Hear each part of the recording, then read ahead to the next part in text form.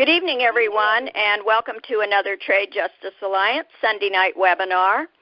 Our topic tonight is going to be Workers Need an Industrial Policy Not Tariffs. Our guest speaker is Carl Rosen. He is the Western Region President of United Electrical Radio and Machine Workers of America, or as they're commonly known, UE.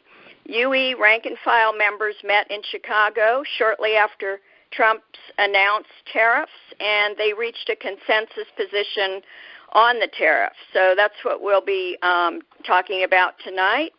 The title of that analysis is Workers Need an Industrial Policy Not Tariffs. So Carl Rosen will cover a critical analysis about the Trump trade team's tariffs on steel and aluminum from a worker solidarity position. So we really are quite pleased to welcome him on this special session. After Carl speaks tonight and holds his Q&A, we are going to hear from Hugh Campbell.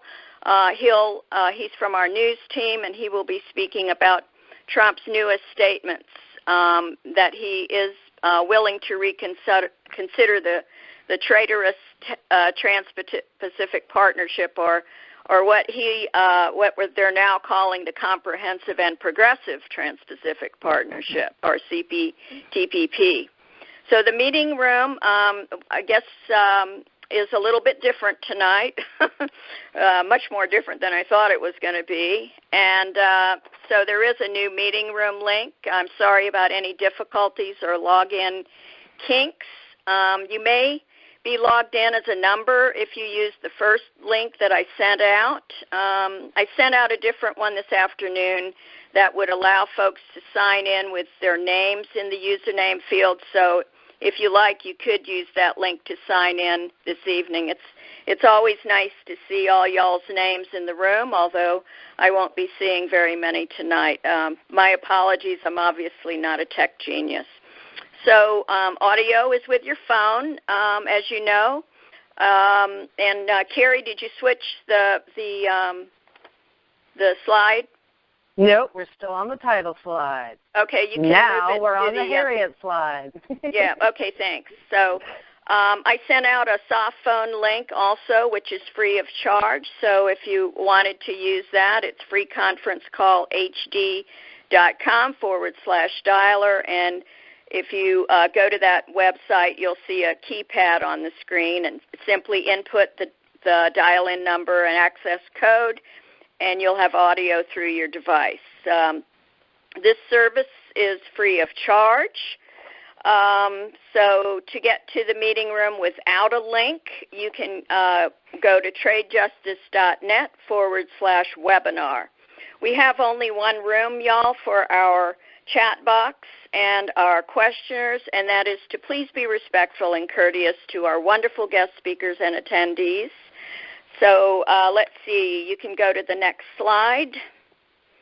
Now, to opt in to receive text reminders for our future webinars, you can text in all caps from your mobile phone, webinar reminder to 917-791-1131. And this is going to be the slide. Carrie, could you introduce Carl for me, please? Sure can. Thanks, Harriet. Welcome, Carl Rosen. Carl is president of the Western Region of the United Electrical, Radio, and Machine Workers of America, a position he has held since 1994 with the UE Western Region and its predecessor, UE District 11. Prior to that, Carl spent 13 years working as a maintenance electrician, including 10 years as a rank-and-file member of UE. During the history-making occupation of the Republic Windows and Doors by members of UE Local 1110 in December of 2008, Carl served as lead spokesman for the union in negotiations with Bank of America. Carl is also vice president of his national union and has been a member of its general executive board for 27 years. He plays a central role in helping maintain the progressive democratic and militant traditions of UE, widely admired by labor activists throughout the country. As regional president, Carl Rosen coordinates solidarity, education, and political action activities across 40 UE locals in 7 sub-regions, and he also gives direct assistance to locals in their battles with employers.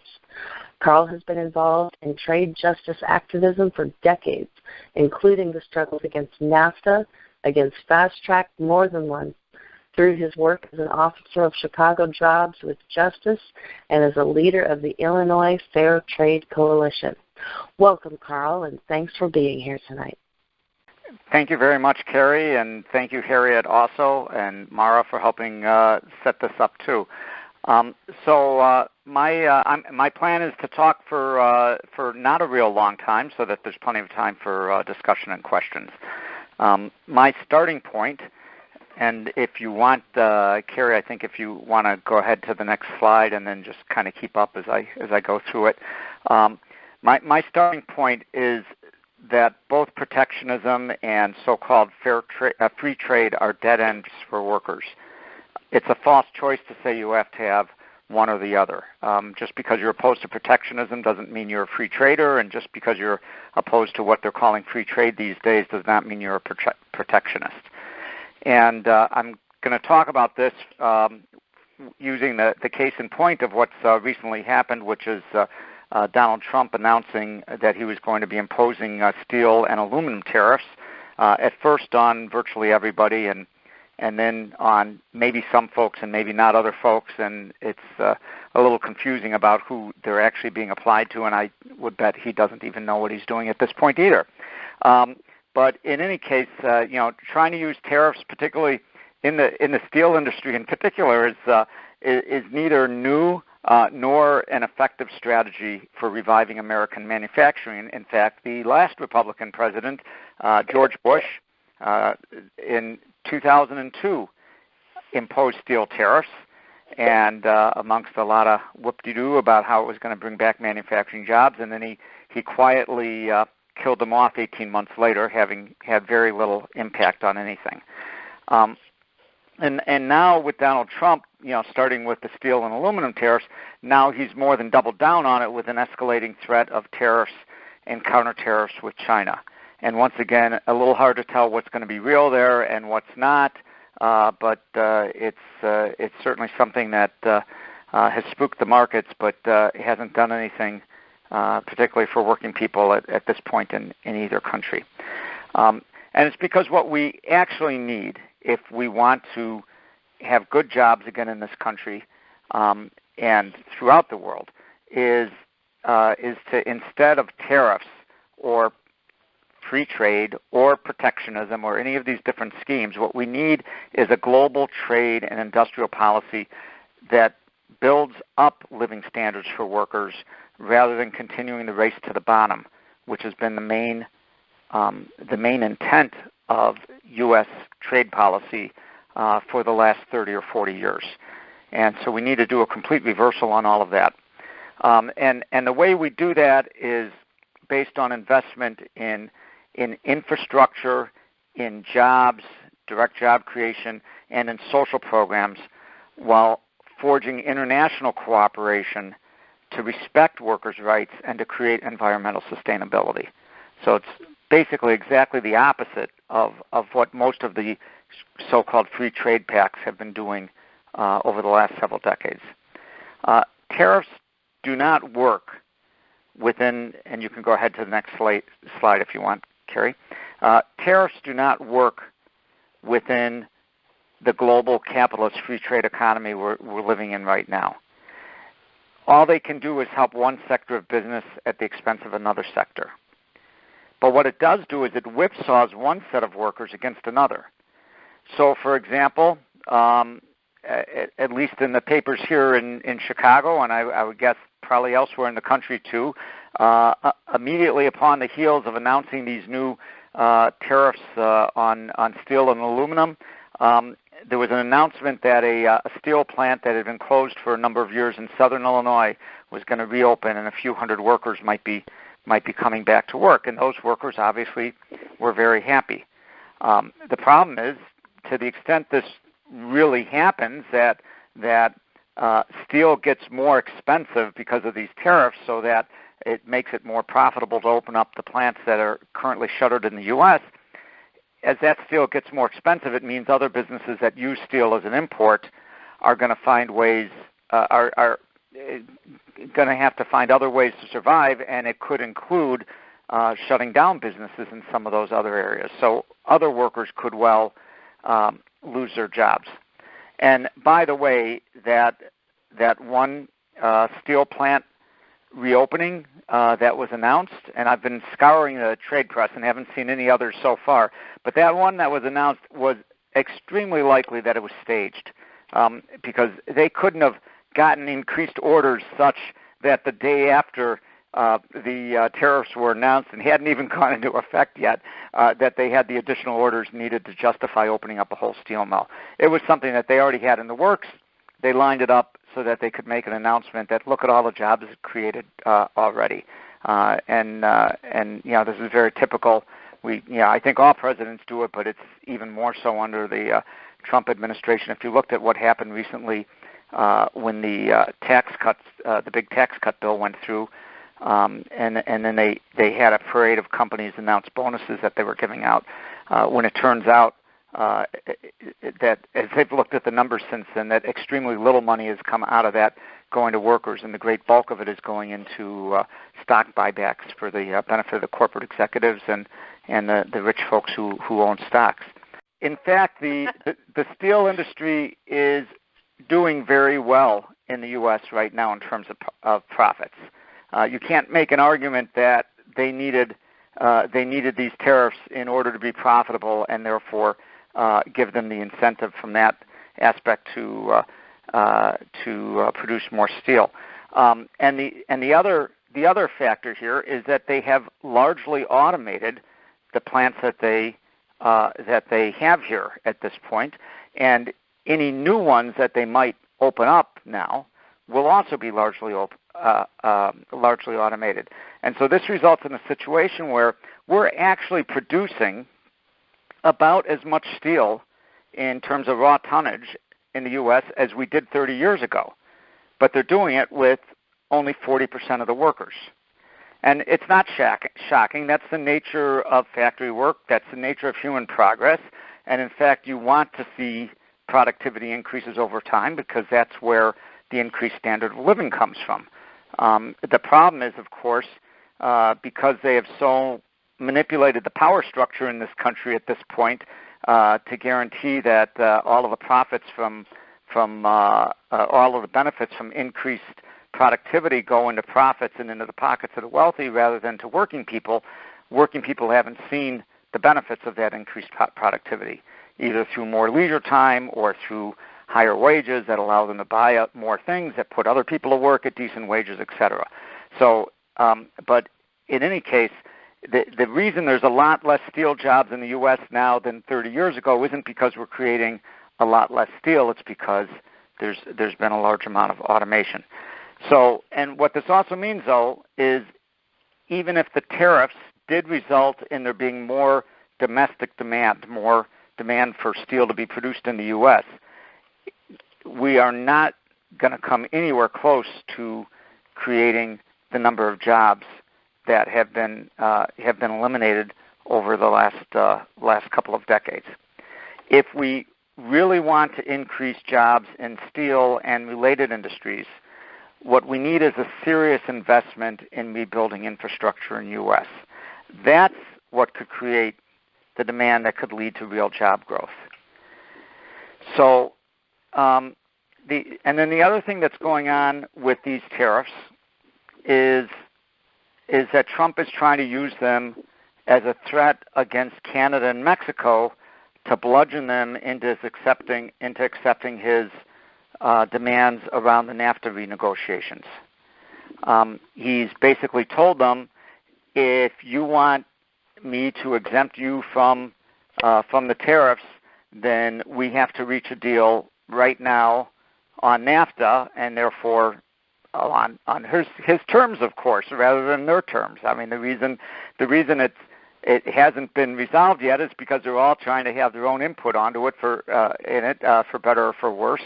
And that's the nature of negotiations. These trade deals normally take many years to negotiate, and when they're amended, many years to renegotiate. And he's trying to get something rammed through in a few-month period, and he's unhappy that it hasn't happened that way.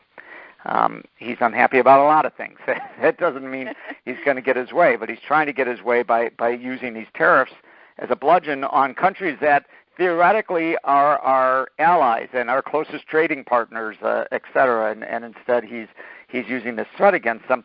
And so note that, the kind of thing that will be stopped if he gets his way and Canada does not, for example.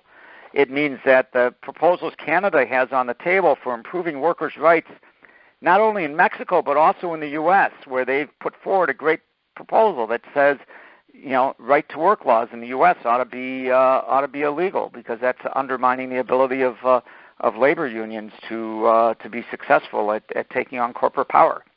And so they put that kind of proposal forward, clearly not part of Trump's agenda. And so, he's using these tariffs actually to decrease worker rights or the chances of an improvement in worker rights rather than to actually help workers. And I know we're going to talk about it a little bit later, but the fact that he's now floating the possibility of getting back into the Trans-Pacific Partnership after all clearly shows that none of this has ever been a serious effort to improve the status of workers and worker rights. Another big concern about this kind of protectionist approach, and Carrie, I think you can go on to the next slide, is that it historically has really played into xenophobia. That it results in blaming workers in the other countries rather than the corporations that are manipulating the economy for their own gains. And don't forget, the great bulk of the imports to the U.S., or what's counted as part of the imports, are actually things being brought in here by U.S. corporations. It's a huge portion of what's flowing into this country. Yet somehow it's not the U.S. corporations that are getting tarred here.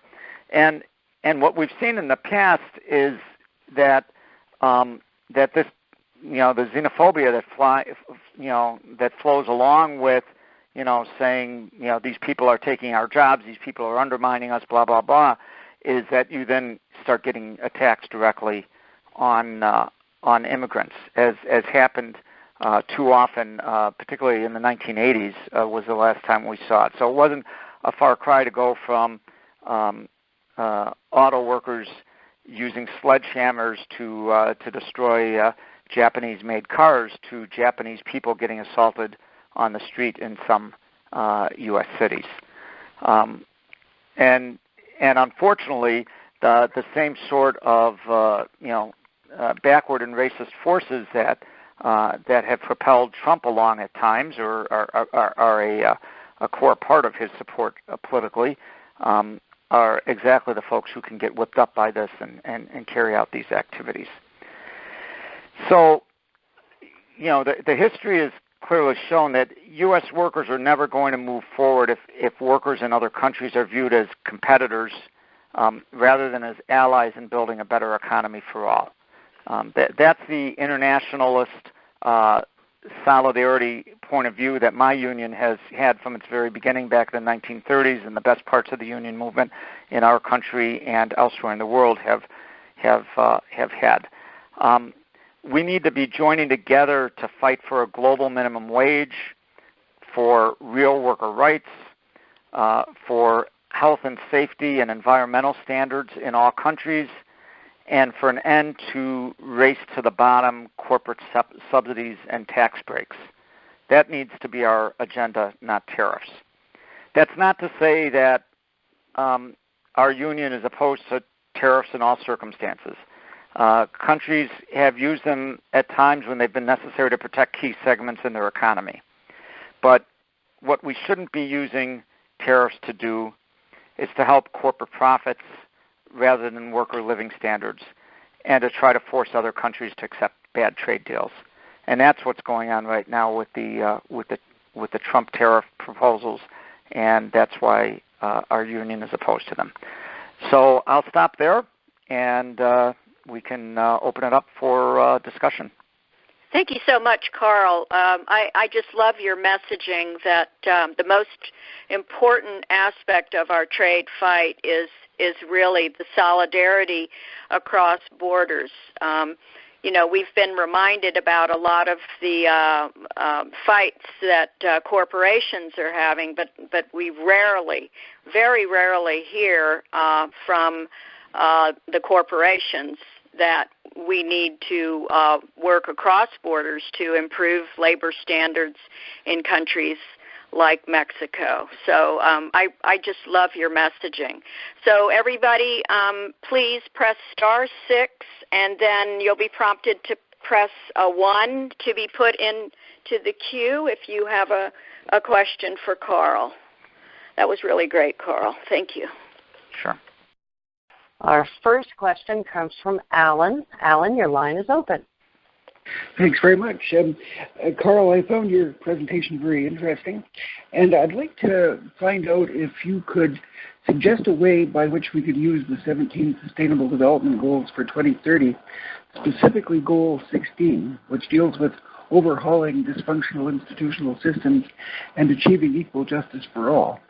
I'm wanting to find out if we can strike some kind of a monitoring and reporting group for that particular goal that I'm referring to as Equal Justice for All 2030. And now, the reason why I'm suggesting this is something that could be useful is that it would be possible to undercut the corporate and status quo type organizations that would jump into this if we let them do it. So would you be able to comment on that, please? Well, I'm not familiar with the specific platform you're talking about, but certainly approaching this from a justice framework, an equal justice framework for all, is something that makes a great deal of sense, and something that is talking about restraining corporate power and not putting corporate needs first, and instead essentially putting people before profits, is the only way that we're going to be able to move forward. We need to build solidarity within our country and solidarity across borders based on that. I'd like to follow up with you on that. Okay. Thank you. Thanks, Alan.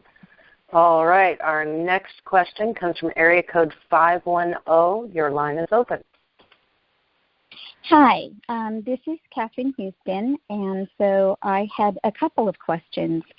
So the reason for the steel and aluminum 232 investigation and the tariffs has to do with making sure that we have a level playing field and that we aren't beholden to countries like China and Russia to supply materials for our military and infrastructure needs.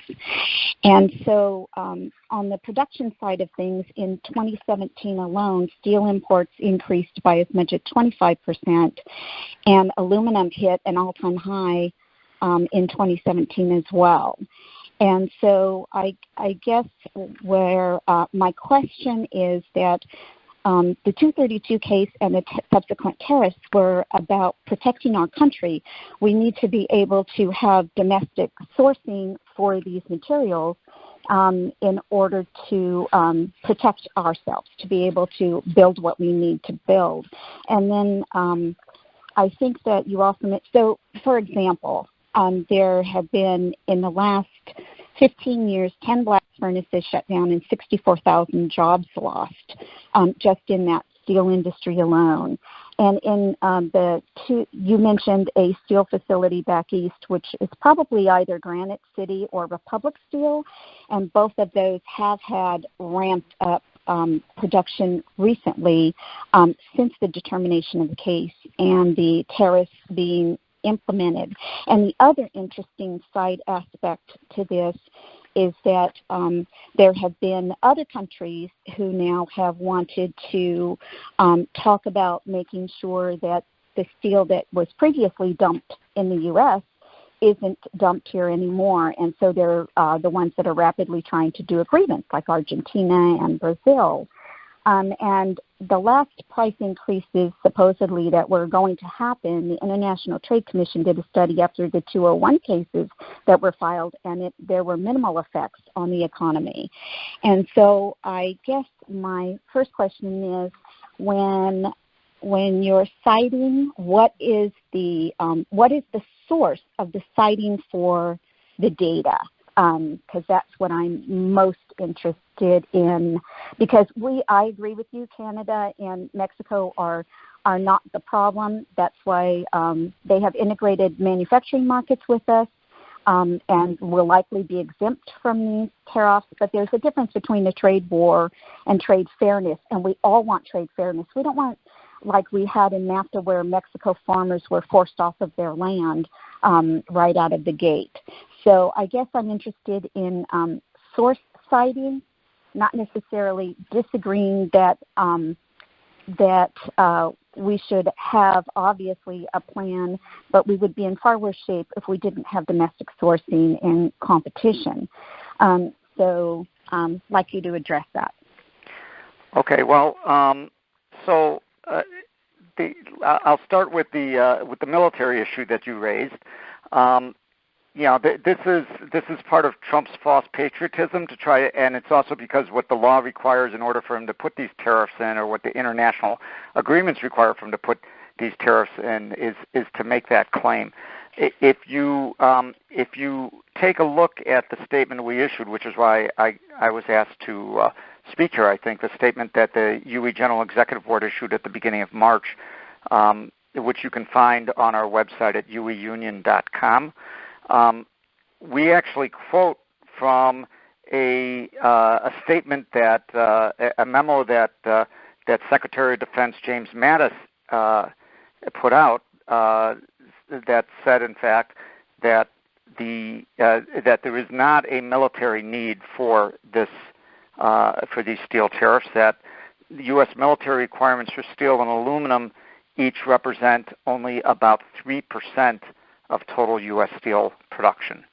So certainly, if there was a situation where, in fact, the U.S. steel industry was being demolished to the point that we wouldn't be able to meet our basic needs for the military, any U.S. president would probably feel a need to take action.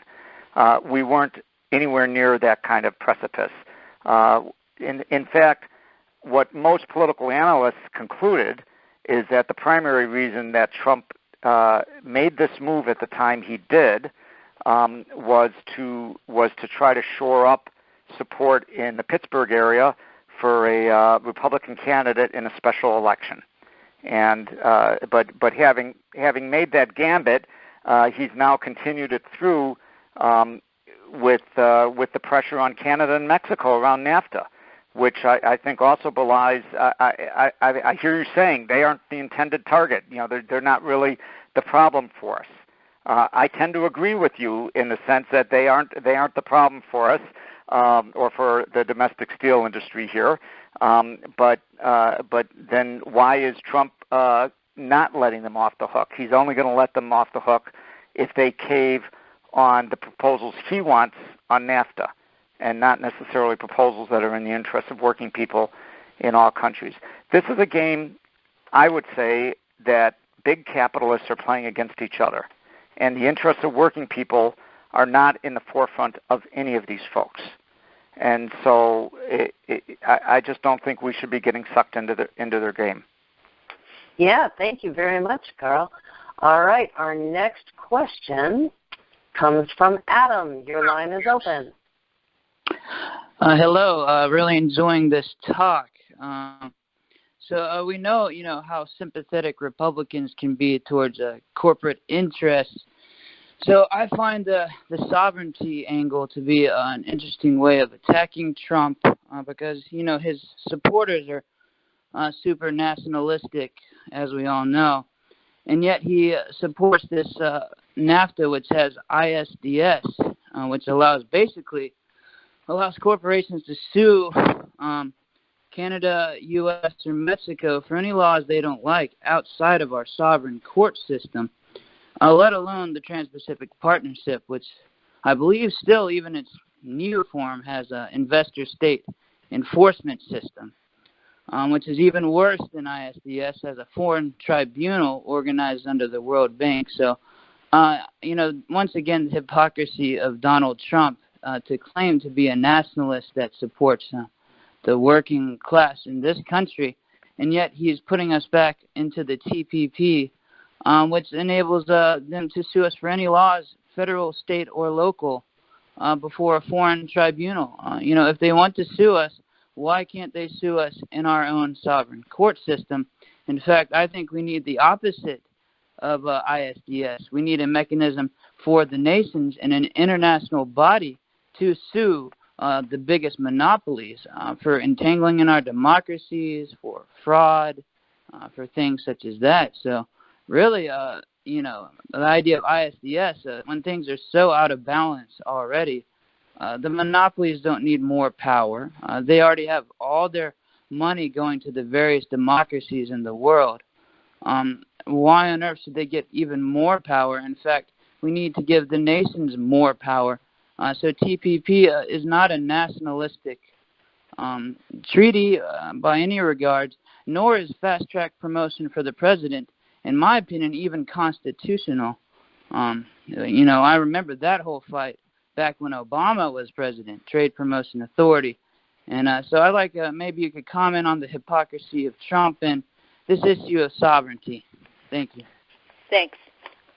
I think you've hit a lot of nails right on the head with that. I don't think anything really shows the hypocrisy more than ISDS, and the fact that they refuse to let a critical democratic leg of the U.S. Constitutional government here in terms of the courts, refuse to let them intervene in these in the question of how these trade deals are implemented. And in fact, they can be used. The ISDS can be used to override what state and local governments have put in place, and just the very threat that they could come after you through these private courts and get the get huge fines, etc., against a state or locality for having tried to do things to protect the environment in their area, to enact good public policy, like making sure things like, say, your water system or your utilities remain in the public domain rather than being privatized. Healthcare eventually could fall into the same sort of thing. It's an abomination, and that these courts, these private courts that they're setting up instead, these arbitration panels, are staffed by corporate lawyers, and who have no interest in what the people of a locality want, have no interest in what the people of the United States want. Their only interest is what the corporate powers that be want. And then mentioning fast track and mentioning, you remember the fight against it back under Obama. I remember the fight against it under Obama, under Bush, and back under Clinton also, which is when we had a hellacious fight, because that was really the fight to stop NAFTA, was the fight around fast track. And and what I also remember is that to get those votes passed, they would do things like hold the votes open until 3 a.m.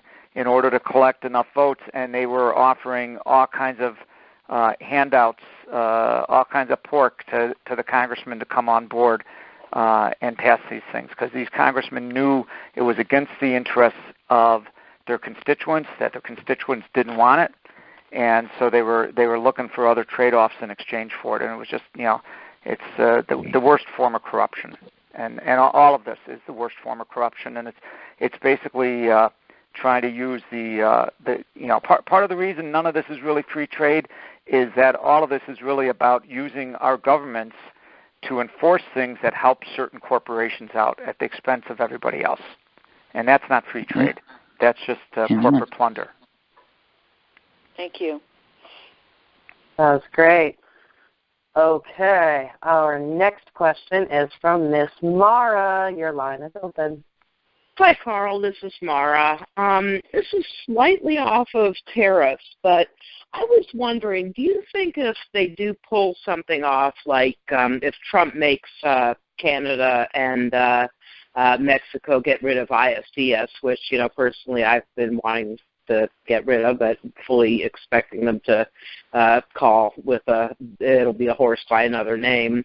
Do you think that'll show up in another way, like regulatory coherence or something? It's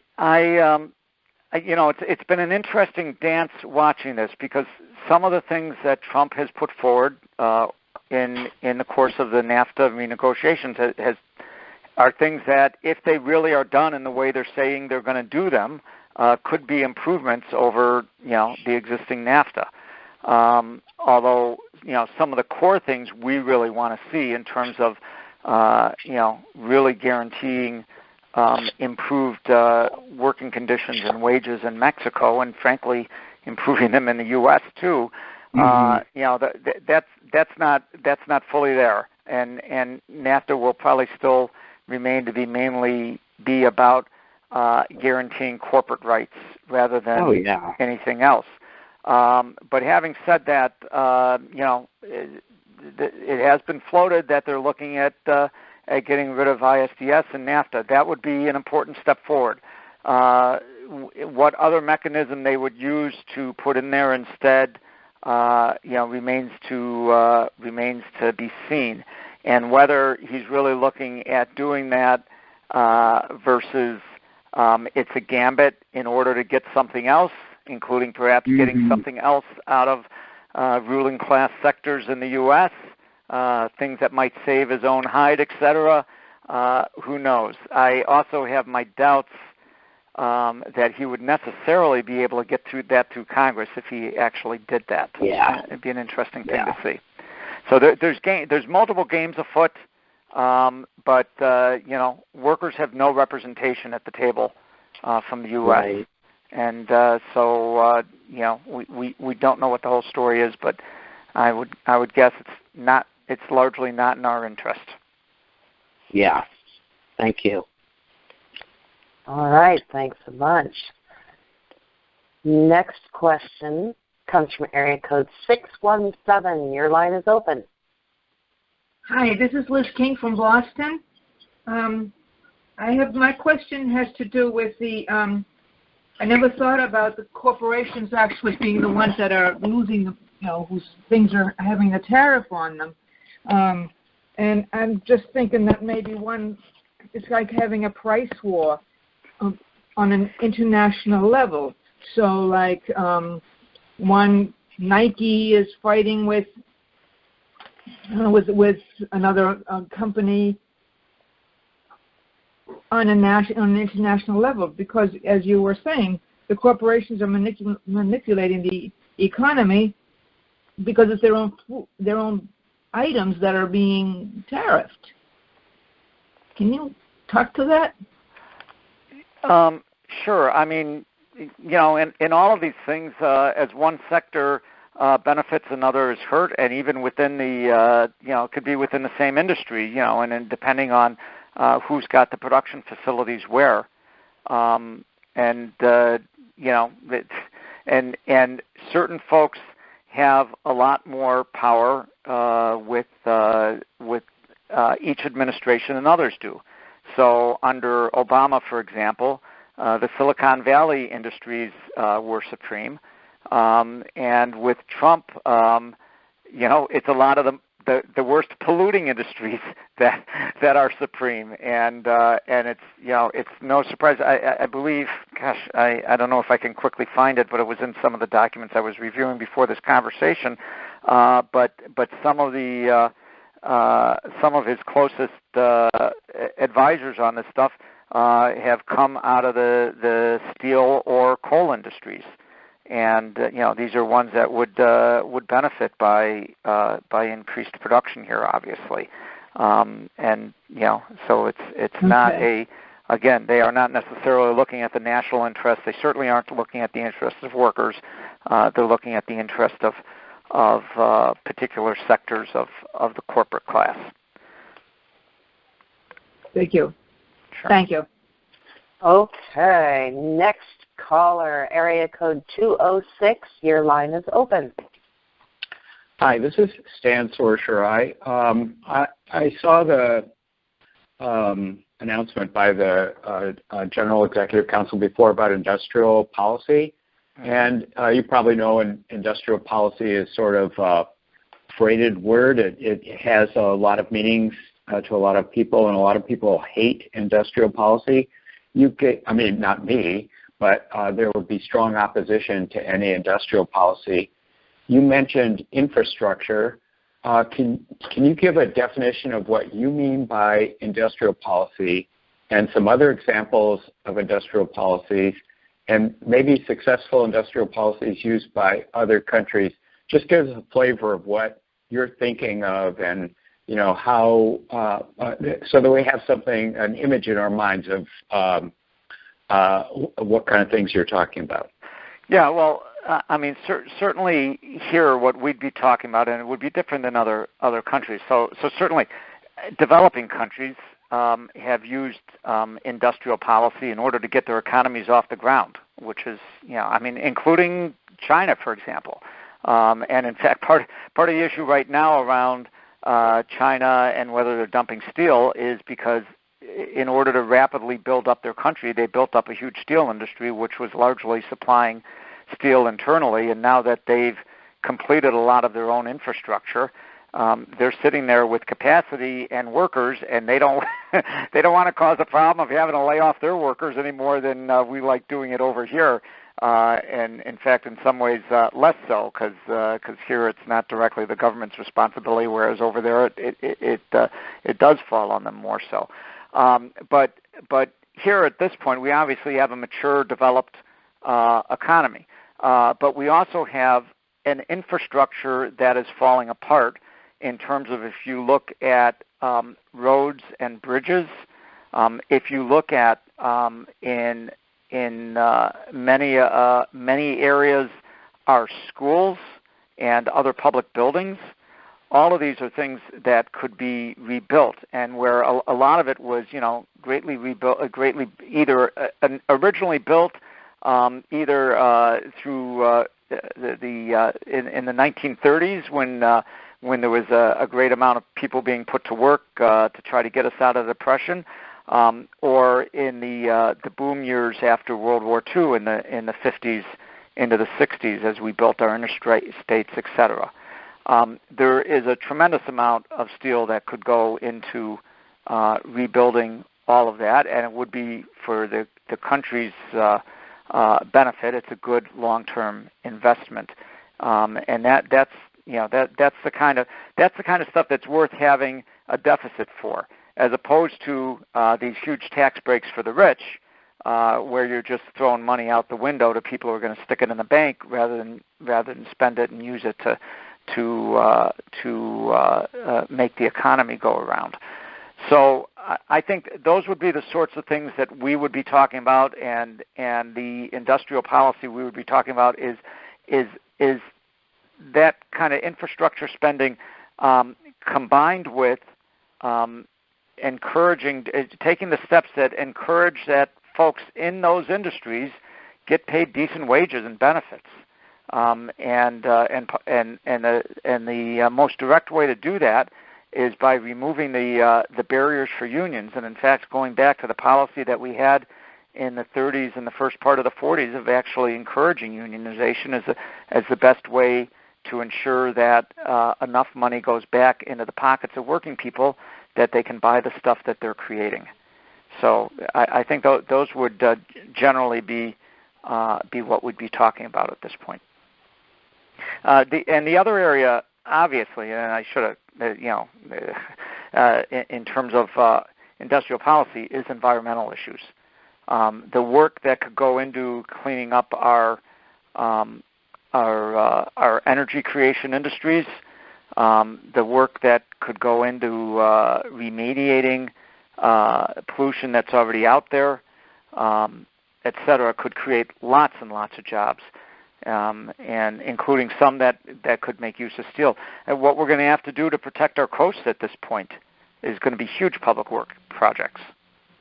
So that would be another area that is for the common good, and encourages development in particular industries that make sense for the welfare of the nation going forward. Thank you. Is there another call? Is there another questioner in there, Carrie? We've got one more if Okay. we think we can squeeze it in. I just want to extend out into that Stan's question a little bit. Carl, wouldn't it be really important for us to really start building into, like you said, a clean energy technology, because, the millennials and future generations are really going to be depending on our getting going on that if we're going to have a sustainable planet, and all of the industry would need to be retooled, wouldn't it? Wouldn't that be a great way also to have? Absolutely. There's hardly an industry around that couldn't be made much less polluting if we were willing to put the resources into it. And the other thing I didn't touch on, and I should have as part of that, is public transit and high-speed rail, for example, between cities, and which would greatly reduce the amount of jet fuel being dumped into the atmosphere every day. And all of these things that create jobs make use of things like steel and aluminum, and create a healthier and better world to leave our children. Thank you. And just a local economy, without having to travel all, and deliver stuff all over the planet is going to benefit future generations. That's right. Okay. Next one. Okay, kids, we have one more hungry questioner on the line. Area code 518, your line is open. Hi, this is Susan Du Bois in Albany, New York. When Trump announced his tariffs recently, the United Steelworkers came out with a statement in support of it, but saying that it shouldn't include tariffs against Canada. And I believe the AFL-CIO also came out with a statement that was more or less supportive of the tariffs. Has the UE had any engagement or discussion with the AFL-CIO or with the steelworkers about some type of a position? Because it seems like there's some degree of a division among unions at the present time, and I don't know if the United Auto Workers or the machinists or any of those unions whose industries use steel have taken positions. There's absolutely division within the labor movement on it. I don't know that we've had any direct conversation with the steelworkers. They're obviously, our offices are about 2 blocks away from each other. We've worked together on some things. We've had disagreements on other things. Even they're saying we want these tariffs but not on Canada, is fraught with self-interest, because they also represent their union is a international union in that it represents workers in both the U.S. and Canada. So they had no choice but to say that. But of course, they're sitting here now where they may end up with there being tariffs on Canada if Trump insists on getting his way on NAFTA. And word is that they're really trying to get a deal done before Memorial Day, so that they can get it voted before hell happens with both the Mexican and U.S. elections later this year. If they're on that kind of a fast course to get it done, I think unless Canada completely caves, they may end up getting stuck with these tariffs on them after all, and that's going to be a problem for the steel workers. I have not heard anything directly from either the UAW or the machinists. I'm sure they're both sitting there concerned about the impact of heightened steel prices on some of their manufacturing locations. This has been a problem in the labor movement as a whole. I mean, it just like, the building trades running in there right after Trump was elected and having, glad handing him because they thought they were going to get an infrastructure deal that was going to put their members to work building roads. It turned out that was all a charade, and it ain't happening. But in the meantime, frankly, they look like a bunch of jerks for going in with a guy who at the same time he was doing photo ops with him, appointed the most anti-labor U.S. Supreme Court justice probably in American history, who is going to try and tear apart the labor movement limb from limb right now in terms of Neil Gorsuch. And if you look at the rulings that he had before he got there and then the rulings consistently that he's had since then, I don't think you can describe him any other way. This is the problem when unions look out for the self-interest of a portion of their own membership or even their entire membership, but not looking out for what's the impact on the working class as a whole, on the labor movement as a whole. And this has been the downfall of the U.S. labor movement since the left got purged in the 1940s. And it's very unfortunate. And just like, in the 1990s, some of these same unions or other unions had very anti-immigrant positions, for example. And it wasn't until around 2000 or a little after that they finally woke up and realized, there's millions of immigrant workers here. Maybe we ought to actually organize them rather than let them continue to be treated as second-class workers who undermine the living and working standards for everybody else. That was a long fight that took quite a while. The auto workers used to be the ones who were worst on trade. Apparently the steel workers have picked it up at this moment right now. But, it's an ongoing discussion. Well, I think, too, it's really important for labor to educate its members, and I'm sure, and it seems that is happening now.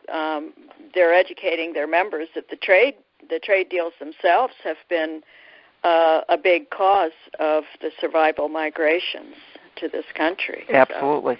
So, that's the problem, and that's why we really need to work in solidarity. That's so important. That's right. So is anybody else in the queue, Carrie? Nope, that's it for tonight. Okay. Well, Carl, thank you so much. I can't begin to thank you enough for joining us tonight. I'm very sorry that my computers are completely down. I'm still kind of blown away by that. But it's all worked out fine. Thank you so much, and I really hope that you'll join us again. And I also wanted to thank Mara for doing the outreach to Carl to bring him on tonight. So thank you so much. And Carl, you're welcome to stay on. And if you want to use the chat box, if you like, maybe people, maybe you want to make some contributions in there. Maybe you can throw some links in there and whatever. So thank you so much. Sure. Appreciate it. Thank you. Thanks. Okay, Carrie, bring up Hugh's slide now.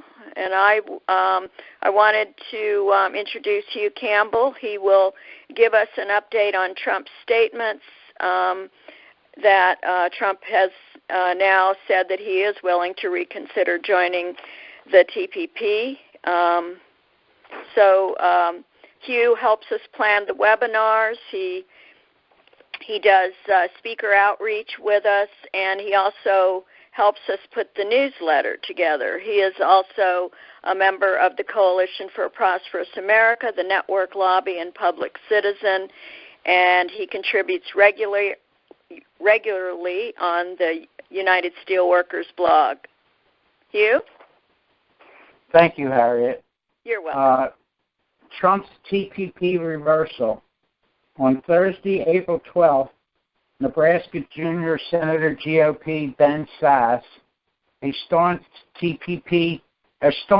free trade advocate, told reporters during a White House meeting Trump directed two top economic advisors to enter negotiations to get the U.S. into the Trans-Pacific Partnership, TPP.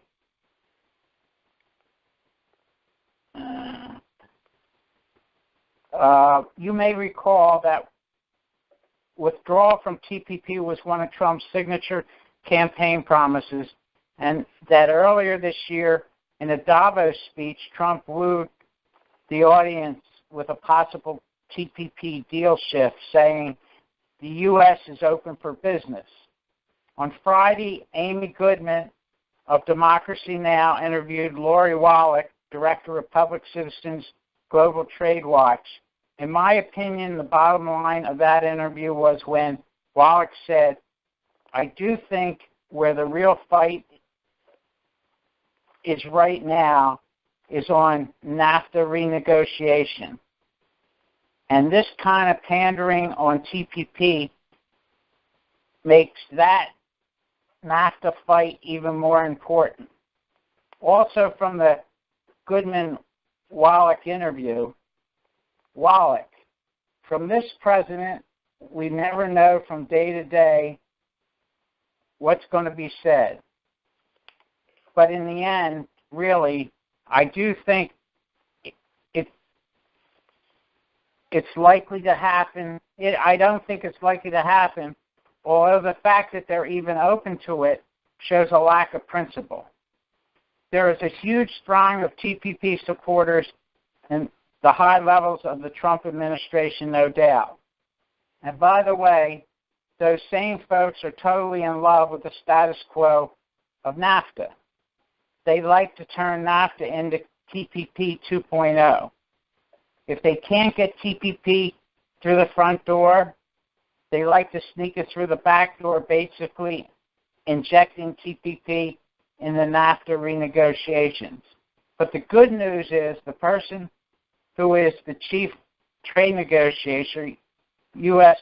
Trade Representative Robert Lighthizer, he's strongly against TPP. He's always been against TPP. He's been the guy in the NAFTA talks who, though it seems improbable, he's a conservative Republican, has basically made the same demands as a lot of Democrats, the unions, public citizens for 20 years, which is to say, the NAFTA position is the absolute antithesis of TPP. That's pretty much the highlights of the interview. Some of the TPP partners have come out and said, not so fast. It's a mixed bag. Some of them are in favor of the United States coming back in TPP, others are not. TPP is so complex that it's hard to make any type of statements as to what a new timeline might look like. And just as we had in the last TPP fight, there may be an issue of some types of votes during lame duck sessions, etc. But it's comforting to hear Lori Wallach's comments in the interview. That's all I have. Okay, thanks, Hugh. I did want to comment on one thing that I think is really important, and that is that when it comes to the TPP, I think a lot of the Midwest big agricultural interests, they are really in favor of the TPP, and they got, they're upset with Trump over the tariffs, especially when it comes to their exports in China. And so that is one of the reasons, I think, for, it's kind of a brown-nosed attempt, I hate to say that, on Trump's part. And I also wanted to say that one of the tools that, Trump was using against Canada around the NAFTA was saying that if they didn't want the steel tariffs, they were going to have to give up their protection for their farmers and their agricultural interests. Canada subsidizes some of their and protects some of their agriculture and dairy interests, and so the farmers up there are really hurting, and they really need those protections, and so that makes the the NAFTA and the idea of these tariffs even more horrible. So anyway, so I just wanted to throw that in there. And thanks very much, Hugh. So we'll go on to the next slide now. Our next webinar is going to be on May 6th. The title of that is Nationalism versus Globalism, Opportunities for Fair Traders. Our guest speakers will be Michael Stumo. He's the CEO for Coalition for a Prosperous America, and Arthur Stamoulis. He is Executive Director for Citizens Trade Campaign. So I'm sure the TPP fight will be we'll have a little more information at that time. So we'll be able to discuss it a little more on that webinar, and I'm sure that the speakers at that time will have information on that also. So next slide, Carrie. You can also access all of our presentations by going to tradejustice.net/webinar vids. Carrie Marks, who took over for me tonight when my computer didn't work. She's our tech genius, and I don't know how she does it, but she mixes the audio from these sessions with the presentations, and voila, they magically become YouTube videos. So not sure, as I said, how she does it, but we're sure glad she does. And next slide. We would love to have any of you. We would love to have y'all joining our planning team. As I've said before, we now hold our planning calls on Wednesday evenings, and those are at 8 Eastern Time. Just use the same number that you used to call in tonight, the same number and the same code, and we'd love to have you. We could use help in lots of ways. Promotion, social media, speaker ideas and topics, and there might be some ways that you can help, and we don't even know what they are yet, so we'd love to have you. And then you can go on to the next slide. That one I can't stand to talk about is if you would like to help us cover our expenses and build our capacity. All of these wonderful services like this web room that I couldn't get into tonight, and the meeting room, the Action Network tool, they all cost money. If you would like to throw just a couple bucks, we don't expect anyone to give us more than just a few dollars. So, but if you wanted to do that, you could go to tradejustice.net/TJA donate. And we would be very grateful for that. And in there, you can donate to us. It's under the Wetlands Activism Collective PayPal account, so that would be very sweet. And finally, on the last slide, we would like to thank you all so much for choosing to spend your Sunday evening with us. We know there are lots of places that you could be, and we really appreciate that you chose to spend your time with us. Thank you all so much, and have a good evening. Thanks, good night, everybody. Good night. Thank you. Bye-bye. Thank you, Terry. Thank you, Harriet. Thanks, Mara. Carl, if you're still there, it was wonderful. Harriet, are you going to stay on? Yeah, I'll stay on as late as anybody wants to. Yeah, me too. No, that was a very good webinar.